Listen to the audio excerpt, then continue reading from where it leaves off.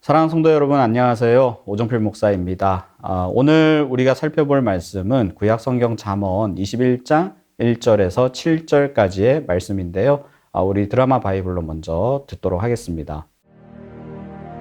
왕의 마음이 여호와의 손에 있음이 마치 본물과 같아서 그가 임의로 인도하시느니라. 사람의 행위가 자기 보기에는 모두 정직하여도 여호와는 마음을 감찰하시느니라. 공의와 정의를 행하는 것은 제사 드리는 것보다 여호와께서 기쁘게 여기시느니라. 눈이 높은 것과 마음이 교만한 것과 악인이 형통한 것은 다 죄니라. 부지런한 자의 경영은 풍부함에 이를 것이나 조급한 자는 궁핍함에 이를 따름이니라. 속이는 말로 재물을 모으는 것은 죽음을 구하는 것이라. 곧 불려다니는 안개니라. 악인의 강포는 자기를 소멸하나니 이는 정의를 행하기 싫어함이니라. 오늘 본문은 먼저 이 세상을 다스리는 분, 만물의 주권이 누구에게 있는지를 묻고 있습니다. 1절을 보시면 왕의 마음이 여호와의 손에 있음이 마치 본물과 같아서 그가 임의로 인도하시느니라. 자, 세상을 다스리는 권력자, 왕이라 하더라도 그는 하나님의 손에 있다는 거죠. 1절에서 재미있는 단어가 나오는데 바로 본물입니다. 이것은 운하예요. 운하는 사람이 인위적으로 파서 물길이 흐르도록 만든 수로죠. 이 세상의 권세자들이 자신의 지위와 힘으로 세상을 막 다스리는 것 같아 보여도 결국은 하나님의 손에 의해서 조정당한다는 것입니다. 사람들이 만드는 관계 수로가 그렇죠. 내가 물길을 내고 싶은 대로 고랑을 파서 물이 흘러가도록 유도하듯이 인간이 대단해 보여도 결국 하나님의 손아귀에 있다는 것입니다. 사람이 세상을 살아가며 자신의 인생을 개척하고 꾸려나가고 또 시대와 문화 속에 있으면서 사람들과 관계를 맺고 시대와 문화, 이념의 조류에 영향을 주기도 하고 받기도 하는 등 복잡하고 다양한 인간의 삶이 연출된다 하더라도 모든 사람이 똑같이 고백하고 인정해야 하는 한 가지 사실이 있는데 그것은 하나님이 이 세상을 다스리시고 통치하시는 주인 되신다라는 것을 인정하고 고백해야 되는 것이죠. 우리가 이것은 뒤집어서 말하면 인간인 우리가 스스로 자신의 위치를 찾아가야 한다라는 의미입니다. 우리가 흔히 이런 말을 종종 하죠. 자기 주제를 모른다. 좀 나쁜 말이긴 하지만 오죽하면 이런 말을 할까 싶기도 합니다. 자기 주제를 모른다는 것은 자신의 위치를 모른다는 거죠. 종이 주인 행세를 한다든지 다른 사람의 것인데 마치 자기 것인 양 소유로 삼고 마음대로 사용한다든지 이런 모습들을 볼 때 우리는 자기 주제를 모른다 이렇게 비난합니다. 마찬가지로 인간은 피조물입니다. 우리가 가져야 할 피조물의 자리죠. 위치는 바로 피조물의 자리입니다. 그런데 인간은 자신이 창조주의 자리를 점하려고 합니다. 아담은 피조물이었어요. 그러나 선악과를 먹음으로 하나님과 같이 될까 하여 먹었습니다. 피조물이 자신의 위치를 망각한 것이죠. 오늘 본문에서 자신의 위치를 망각하는 것을 교만이라고 표현합니다. 이것은 곧 공의와 정의를 행해야 하는 불법과 부정을 저지르며 자신의 이익을 위해 살아가는 악인의 모습으로 표출됩니다. 4절에 보시면 눈이 높은 것, 마음이 교만한 것, 악인이 형통한 것이 다 죄라고 하는데 이것은 곧 인간이 자신의 위치를 망각했기 때문입니다. 심지어 이런 일들을 저질러 놓고도 인간은 자신이 정직하다는 착각에 빠져 산다라는 거예요. 2절에 보시면 사람의 행위가 자기 보기에는 모두 정직하여도 여호와는 마음을 감찰하시느니라. 좀 뻔뻔한 면이 있죠. 스스로 괜찮다고 자위하는 인간. 그런데 하나님은 그 모든 것을 알고 계십니다. 왜요? 마음을 감찰하시기 때문이죠. 우리는 무엇이 옳고 정의롭고 참인지를 스스로 정할 수 있다고 생각하지만 옳고 그름을 규정하는 주체는 인간이 아니라 하나님입니다. 우리가 살고 있는 이 시대는 아무도 남에게 어떻게 살아야 할지를 말할 권리가 없다라고 말하죠. 옳고 그름은 각자 정하기 나름이라는 것입니다. 옳고 그름의 문제가 좋고 나쁨의 문제로 치환되는 시대예요. 기준을 상실한 시대, 각자의 개성과 개인이 좋아하고 즐길 거리가 곧 진리로 받아들여지는 이 포스트 모더니즘의 시대가 오늘날 우리가 살아가는 세태고 이것을 오늘 본문 2절에서는 사람의 행위가 자기 보기에는 모두 정직하여도 스스로 정직하다는 기준에 갇혀 살아가더라는 것입니다.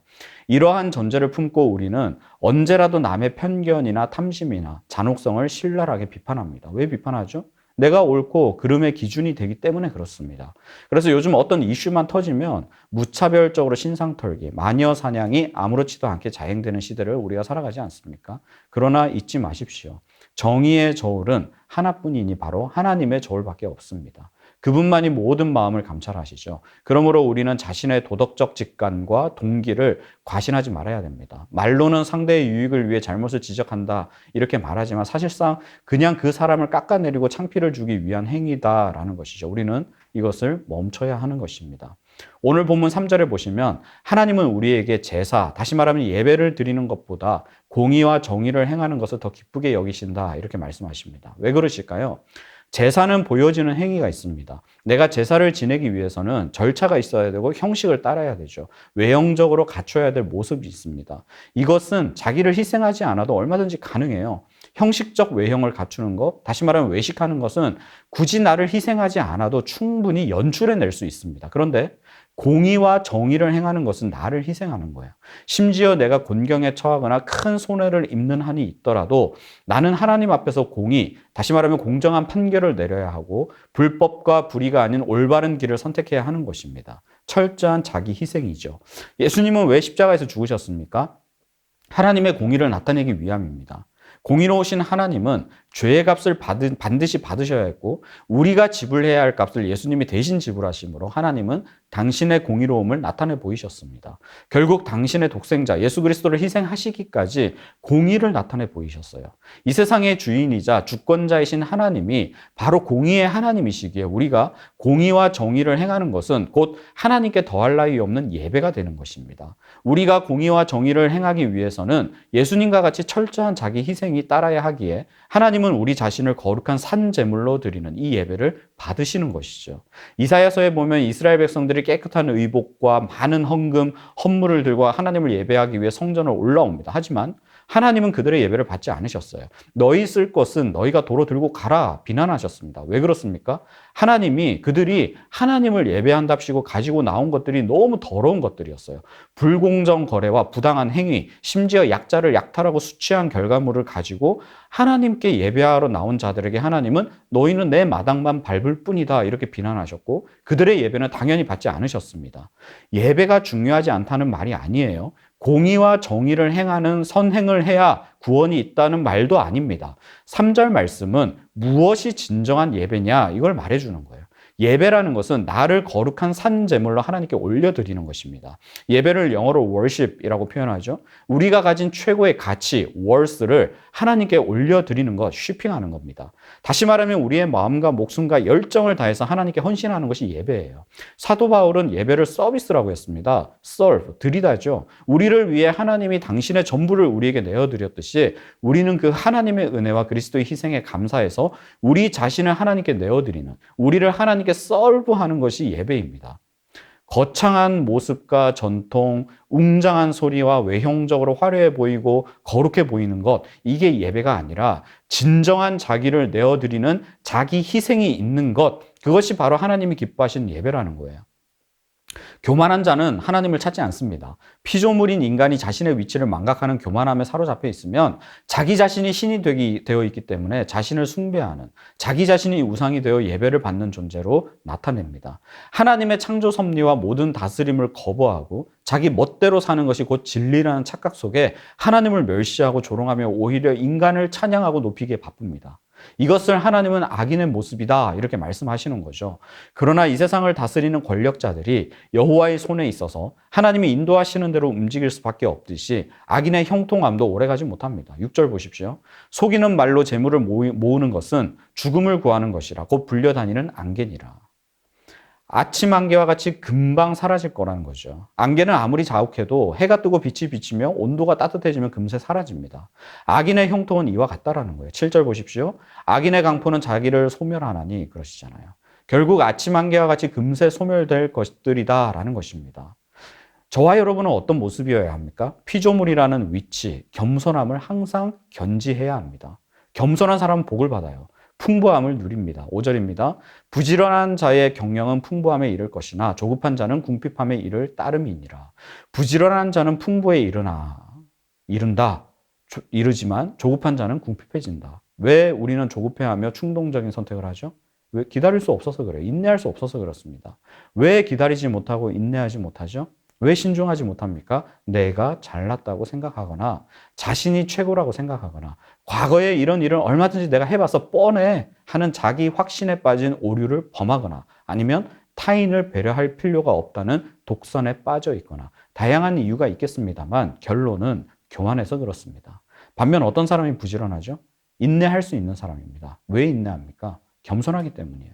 여러 가지를 생각하고 계획하고 실수가 있나 없나 살피고 또 살피고 다른 사람의 의견을 듣고 그래서 기다릴 줄 알고 그래서 겸손함으로 항상 신중하고 계획적이며 생각을 많이 하기 때문에 그의 경영은 풍부함에 이룰 수밖에 없는 거죠. 삼위일체로 존재하시는 하나님도 우리의 구원을 이루시기 위해 뛰어나고 탁월하며 치밀한 계획을 세우셨습니다. 시간 되시면 갈라디아서 4장 1절부터 7절까지 한번 보십시오.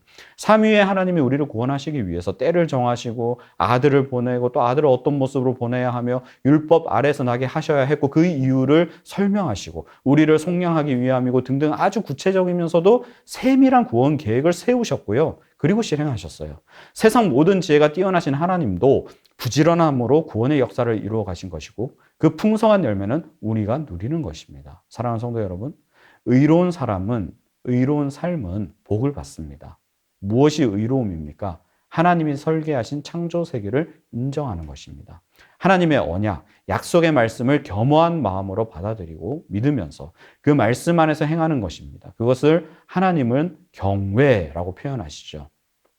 아, 네가 나를 경외하는구나. 나를 존중하는구나. 나를 두려워하는구나. 그런 내가 복되도다. 이렇게 인정하시는 것입니다. 그러면 누가 하나님 앞에서 의로운 삶을 사는 자들입니까? 나를 내세우는 것이 아니라 오직 하나님을 높이며 그리스도만을 내세우는. 그래서 예수 그리스도를 진정 주님으로 고백하는 자들이며 우리가 주님이라 고백할 때 자동으로 우리의 위치는 종의 위치로 정해지는 것. 그래서 의의 병기로 우리를 내어드림으로 성령의 의로운 열매들을 맺어가는 성화의 가정에 있는 자들이 진짜 하나님의 복된 자녀들임을 믿으시고 오늘도 나를 위해 공의를 행하시고 십자가에서 죽으신 그리스도의 희생과 공의의 사랑을 기억함으로 겸손한 자세로 나보다 남을 낮게 여기며 하나님 앞에서 삶으로 예배하는 저와 여러분 되시기를 주님의 이름으로 축원합니다.